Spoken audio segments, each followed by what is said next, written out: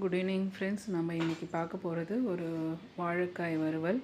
Simple and ஈஸியான வாழைக்காய் வறுவல். வாழைக்காய் இந்த மாதிரி ஸ்லைஸாக கட் பண்ணி கொஞ்சம் ஹாட் வாட்டரில் வேக வச்சு எடுத்துக்கலாம்.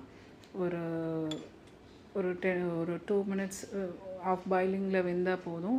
வேக வைக்கும் போதே அதுக்கு தேவையான உப்பு போட்டு வேக வச்சு வடிகட்டி எடுத்துக்கலாம். நான் இந்த மீன் வறுவல் மசாலா வந்து சுஜோவி கிச்சன்ஸ் அப்படிங்கிட்டருந்து வாங்கியிருந்தேன்.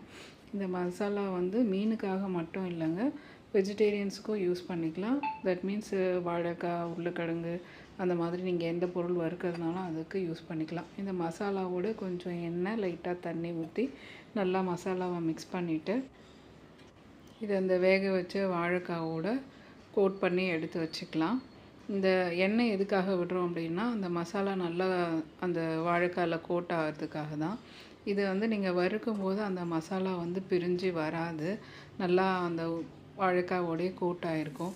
அதுக்காக தான் அந்த லைட்டாக எண்ணெய் விடுறோம். இந்த மாதிரி ஊற வச்ச வாழைக்காவை எடுத்து தோசைக்கல்லில் லைட்டாக எண்ணெய் விட்டு அதில் போட்டு வேக வச்சு நல்லா திருப்பி இன்னொரு டைம் வேக வச்சு எடுத்தோம்னா அருமையான வாழைக்காய் வறுவல் ரெடி.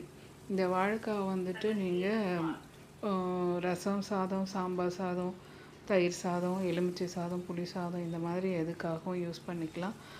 அது என்ன அப்படின்னா 2 நாள் ஆனாலும் இது வந்து கெட்டு போகாதுங்க, நல்லாயிருக்கும், நல்லா அப்படியே டேஸ்ட்டாக இருக்கும்.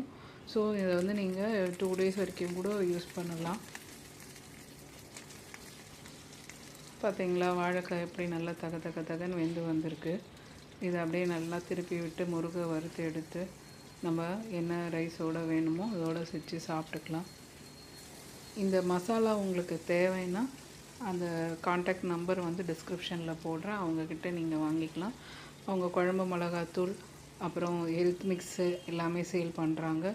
இட்லி பொடி, பருப்பு பொடி எல்லாமே சேல் பண்ணுறாங்க. உங்களுக்கு என்ன தேவையோ அவங்கக்கிட்ட நீங்கள் வாங்கிக்கோங்க. தேங்க்யூ.